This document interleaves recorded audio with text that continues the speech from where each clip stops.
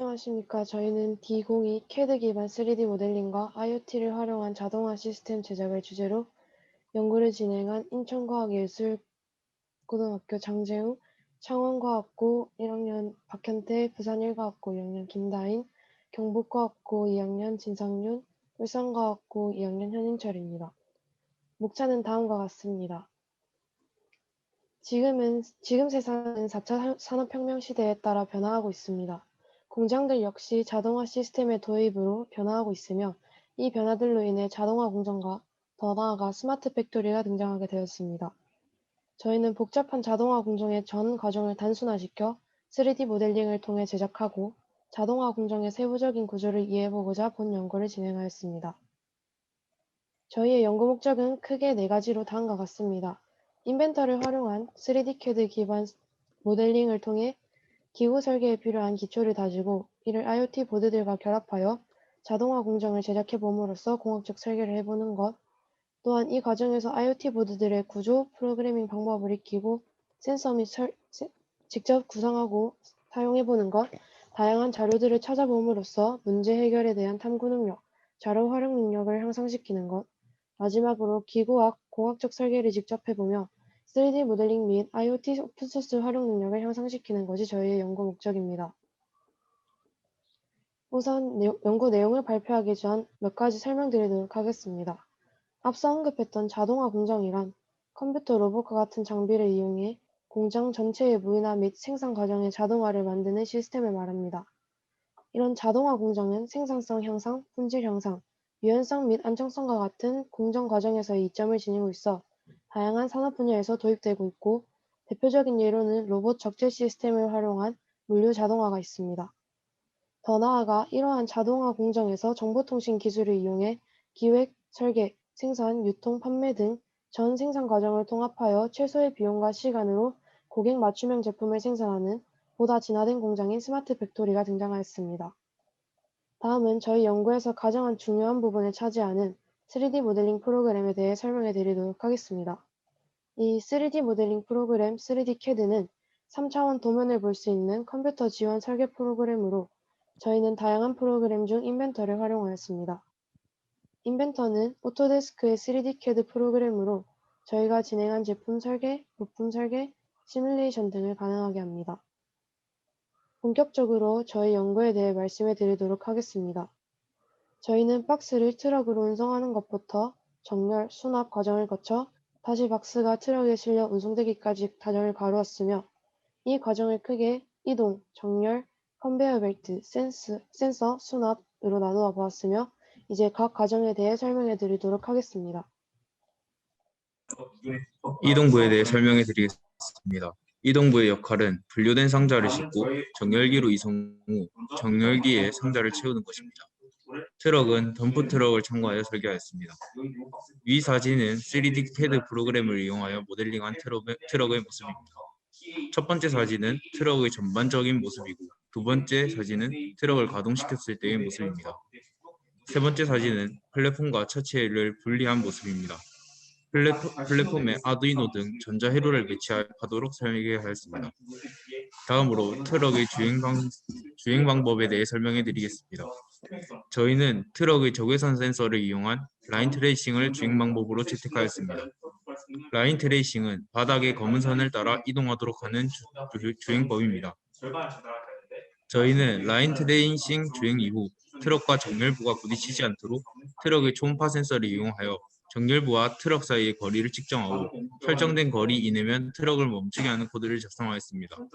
이때 초음파가 반사되어 돌아오는 시간을 이용하여 초음파 센서는 거리 정보를 얻을 수 있습니다. 그리고 트럭이 멈춘 후 트럭이 박스를 쏟아낼 수 있도록 모터를 가동하도록 설계하였습니다. 이제 정렬에 대해 말씀해 드리도록 하겠습니다. 정렬부는 트럭을 통해 운송된 박스들이 원활하게 컨베이어 벨트까지 이동할 수 있도록 하고 센서를 활용한 인식을 쉽게 하기 위해 박스를 정렬하는 역할을 수행합니다. 그림과 같이 트럭에서 쏟아지는 박스를 받기 위한 부분과 내부에는 많은 롤러들이 있습니다. 이 다음 페이지 보여주시죠. 그리고 이 뒷부분의 롤러는 모터를 달지 않고 경사를 이용하여 박스들이 앞부분으로 미끄러져 올 수 있도록 설계하였고 앞부분의 롤러는 고무와 같은 어느 정도 마찰이 있는 재질로 패킹하여 컨베이어 벨트의 역할을 할 수 있도록 설계를 진행하였습니다. 제일 오른쪽의 사진은 축과 모터를 연결하는 연결부를 이용해 첫 번째 축과 TT 모터를 연결하여 작동시키고 가운데 롤러들은 컨베이어 벨트가 처지는 것을 방지하기 위해 설계하였습니다. 그 이외에도 아두이노 보드를 위치하기 위한 공간, 모터를 고정할 수 있는 세부적인 설계를 진행하였고 이 다음 페이지에 그림을 보실 수 있습니다. 그리고 이 다음 페이지는 정렬부의 전체적인 모습입니다. 정렬부의 소스 코드는 내부 컨베이어 벨트가 돌아가기 위해 모터를 시계 방향으로 상시 가동시키는 소스 코드로 제작하였습니다.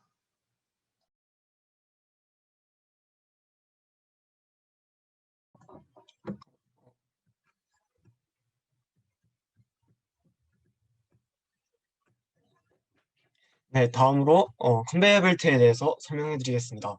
저희는 자동화 공장에서 박스가 움직이는 경로를 컨베이어 벨트를 통해 구성하였습니다. 컨베이어 벨트는 정렬부에서 분류부 사이를 구성하여 일정한 간격으로 박스를 원활하게 이동시키는 부품입니다. 여러 컨베이어 벨트 종류 중 기어와 체인을 활용하여 설계와 그리고 제작을 하였습니다. 먼저 컨베이어 벨트에 사용될 부품들에 대해서 소개해드리도록 하겠습니다. 기어는 다음과 같이 20개의 날을 가진 기어로 제작하였습니다. 체인은 기어 사이의 공간을 계산하여 다음과 같이 작은 부품을 규칙적으로 배열하여 체인을 제작하였습니다.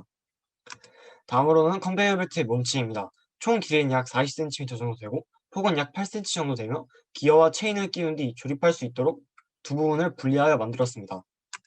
컨베이어 벨트에서 기어를 총 3개를 사용하여 설계하였으며 중간 기어 부분에 따로 공간을 내어 모터와 아두이노 보드를 장착할 수 있도록 하였습니다. 이동부 컨베이어 벨트에 사용된 코드입니다. 컨베이어 벨트는 스텝 모터를 사용하였습니다. 컨베이어 벨트의 스텝 모터를 움직이기 위해 두 가지 코드를 프로그래밍 해보았는데 첫 번째 코드는 다음과 같습니다.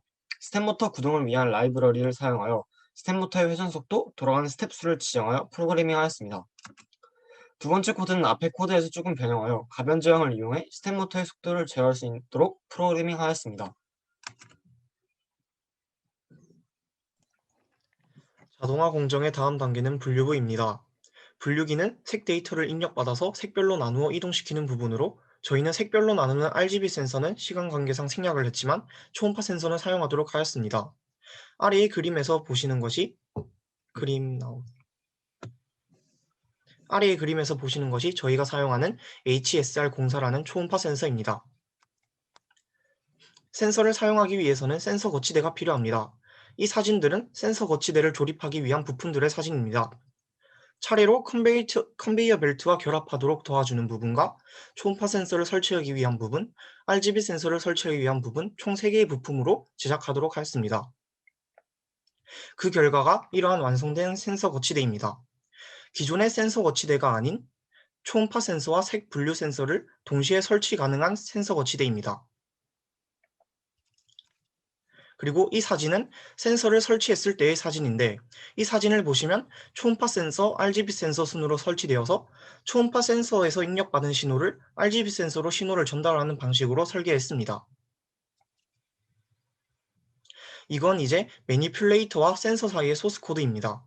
간단하게 말하자면 초음파 센서가 상자가 오는 것을 감지하고 감지한 신호를 매니퓰레이터에서 전달받아 상자를 옮기도록 하는 소스 코드입니다.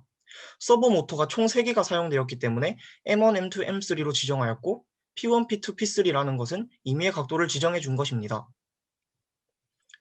여기 있는 코드들은 간단하게 매니퓰레이터의 움직이는 방식에 대해 명령한 코드입니다. 이와 같이 보이드 베이직, 큐브, 업셋텀스, 풋박스 총 4개의 함수로 만들어서 매니퓰레이터가 움직이도록 설계하였습니다.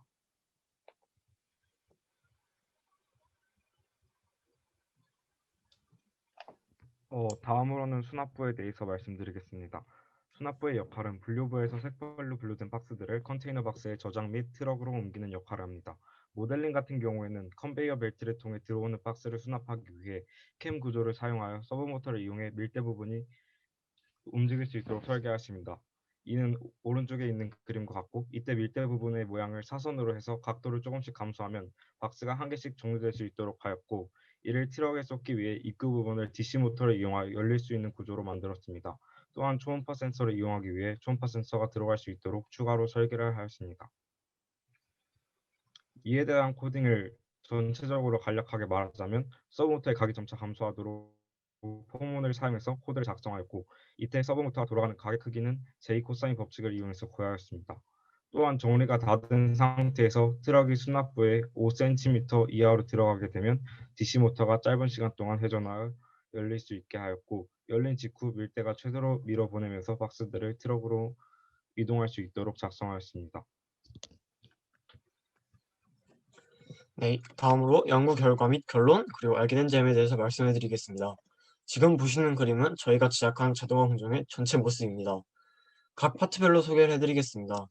네, 우선 정렬부는 저희가 처음 계획했던 대로 무작위의 박스들을 쐐기 모양 구조물을 이용하여 하나씩 줄지어 이동하는 것을 구현하였습니다. 정렬부 중심의 모터를 통해 항상 박스가 이동할 수 있도록 하였습니다. 컨베이어 벨트는 수직 컨베이어 벨트를 사용하진 않았지만 처음과 비슷하게 레일형의 컨베이어 벨트를 구현하였습니다. 분류부는 사전에 계획했던 대로 3개의 색을 분류하거나 2차원 분류를 하려고 했으나 시간 관계상 색을 이용한 분류는 어렵다고 판단하여 구현하지 못하였습니다. 매니플레이터는 사전 연구 때 제작했던 것과 비슷한 모델을 사용하여 설계하였습니다. 수납부는 분류부가 한 개로 줄어듦으로써 하나만 사용하게 되었고, 트럭을 이용한 운송도 분류부 운송의 기능을 가지는 것이 아닌 공정 과정 이후 다시 사이클을 이용하기 위한 용도로만 사용하게 되었습니다. 네, 프로그램과 기술적인 문제로 전체적인 렌더링은 완벽하게 진행하지 못하였지만 지금 보시는 영상들은 체인속 기어가 움직이는 모션과 매니플레이터가 박스를 짚는 모션입니다.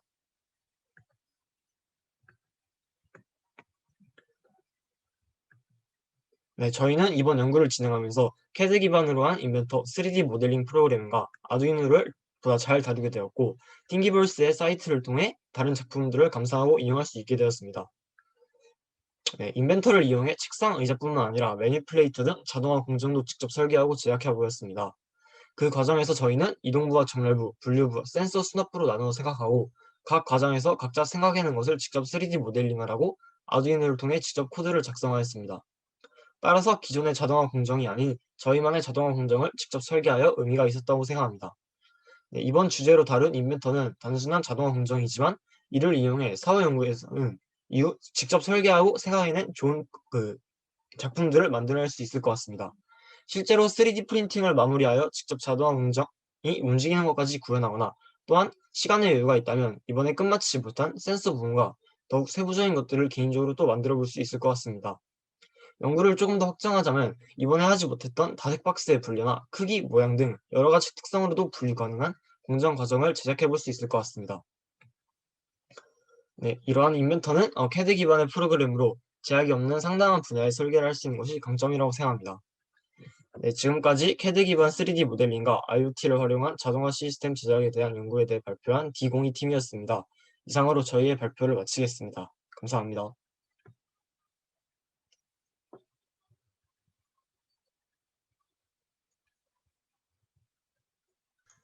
잘 들었습니다. 발표하신다고 수고 많았습니다. 방금 발표한 연구 주제와 관련하여 질문 있으면 해주세요.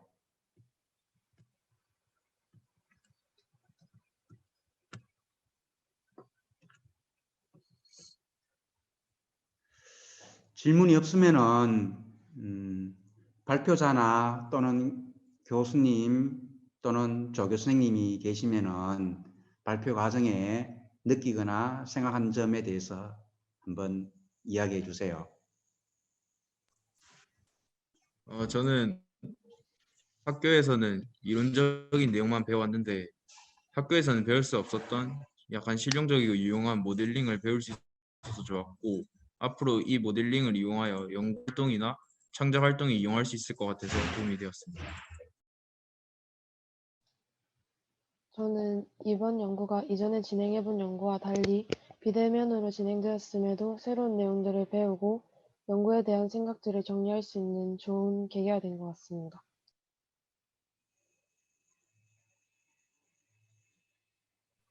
네, 저는 학교에서도 수행평가나 이런 것들, 이런 여러 가지 프로젝트로 이런 모델링 프로그램을 많이 다뤄봤는데, 이번엔 조금 더 실마적인 예를 들어서 기어를 제작한다거나 그런 경험을 할 수 있어서 좋았던 것 같습니다.